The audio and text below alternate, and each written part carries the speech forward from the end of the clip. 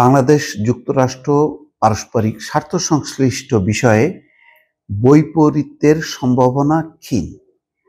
পররাষ্ট্র মন্ত্রণালয় নিয়মিত ব্রিফিংয়ে এটি বলা হচ্ছে। দর্শক, কেন এই কথাটি আসছে? আপনারা জানেন যে আগামী মাসেই ট্রাম্প প্রেসিডেন্ট হিসেবে শপথ নেবেন এবং তিনি শুরু করবেন তার শাসনামল।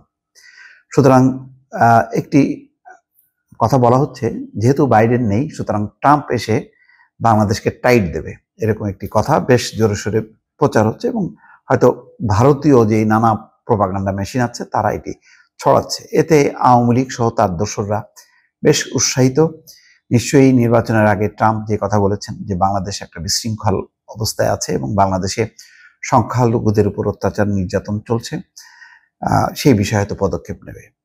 আসলে সেটা যে না, সেটা যে একেবারেই কোনো তার ভিত্তি নাই, এটি কেবল মাত্রই যে নির্বাচনী প্রচার প্রপাগান্ডা, সেটার ব্যাপারে পররাষ্ট্র মন্ত্রণালয় ব্যাখ্যা করেছে। সেখানে বলা হচ্ছে যে যে প্রশ্ন এসছে ব্রিফিংয়ে, যে ট্রাম্প প্রশাসনের সঙ্গে কাজ করতে কোনো চ্যালেঞ্জ হবে কিনা। এই প্রশ্নের জবাবে মুখপাত্র মোহাম্মদ রফিকুল আলম, পররাষ্ট্র মন্ত্রণালয়ের মুখপাত্র, তিনি বলছেন যে বাংলাদেশ ও যুক্তরাষ্ট্রের মধ্যে দীর্ঘকাল ধরে স্থাপিত দ্বিপাক্ষিক সম্পর্ক গভীর ও বহুমাত্রিক। যুক্তরাষ্ট্র আমাদের অন্যতম প্রধান বাণিজ্য ও বিনিয়োগ অংশীদার, পাশাপাশি আমাদের পারস্পরিক স্বার্থ সংশ্লিষ্ট নানা গুরুত্বপূর্ণ বিষয় রয়েছে। 5 দশকের বেশি সময় ধরে বাংলাদেশ ডেমোক্রেট এবং রিপাবলিকান উভয় দলের সরকারের সঙ্গেই সফলভাবে কাজ করেছে। এই দীর্ঘ সম্পর্কের অভিজ্ঞতা থেকে বলা যায়, ক্ষমতাসীন দল পরিবর্তন হলেও যুক্তরাষ্ট্রের পররাষ্ট্রনীতি, কৌশলগত অবস্থান এবং জাতীয় লক্ষ্য মোটামুটি অপরিবর্তিত থাকে। আমরা পূর্বে ট্রাম্প প্রশাসনের সঙ্গে কাজ করেছি এবং ভবিষ্যতেও পারস্পরিক স্বার্থে কার্যকর সহযোগিতার সম্ভাবনা রয়েছে। সুতরাং দ্বিপাক্ষিক সম্পর্কের ক্ষেত্রে কোনো বড় বৈপরীত্যের আশঙ্কা নেই। এই যে কথা বলা হলো, আগরতলা মিশন বন্ধ আছে নিরাপত্তাজনিত কারণে, পরিস্থিতি উন্নতি ঘটলে আপনাদেরকে জানাবো। অনির্দিষ্টকালের জন্য বন্ধ। যাই হোক, আমরা যুক্তরাষ্ট্র প্রসঙ্গ আসি, যে এই অঞ্চলে যুক্তরাষ্ট্রের একমাত্র নির্ভরযোগ্য বিশ্বস্ত বন্ধু হচ্ছে বাংলাদেশ এই মুহূর্তে।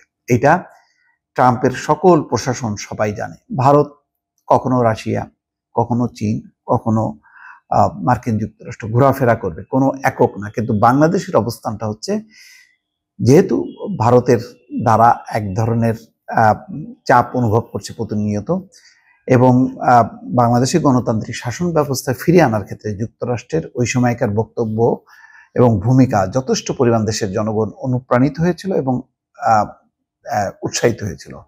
সুতরাং মানসিকভাবে বাংলাদেশের জনগণ, বাংলাদেশের সরকার, বাংলাদেশের অনেকগুলো পলিসির সঙ্গে যুক্তরাষ্ট্রের যতটা মিল এবং একে অপরের পরিপূরক, এটা আর অন্য কোনো দেশের সঙ্গে না। এবং এই কারণেই কিন্তু রোহিঙ্গা যে শরণার্থীদের লম্বা সময় ধরে কিন্তু তারা সহায়তা দিয়ে যাচ্ছে মার্কিন যুক্তরাষ্ট্র। সুতরাং এটা একেবারেই অমূলক যে ট্রাম্প প্রেসিডেন্ট হওয়ার পরপরই পরিস্থিতি পাল্টে যাবে। বরং উল্টা হতে পারে, যে ট্রাম্প বাইডেন যতটা দোদুল্যমান ছিল, ট্রাম্প হয়তো আরো অ্যাগ্রেসিভলি বাংলাদেশকে চাইতে পারে, কেননা বাংলাদেশ তাদের একমাত্র বিশ্বস্ত বন্ধু। দর্শক, ভালো থাকবেন। আল্লাহ হাফেজ।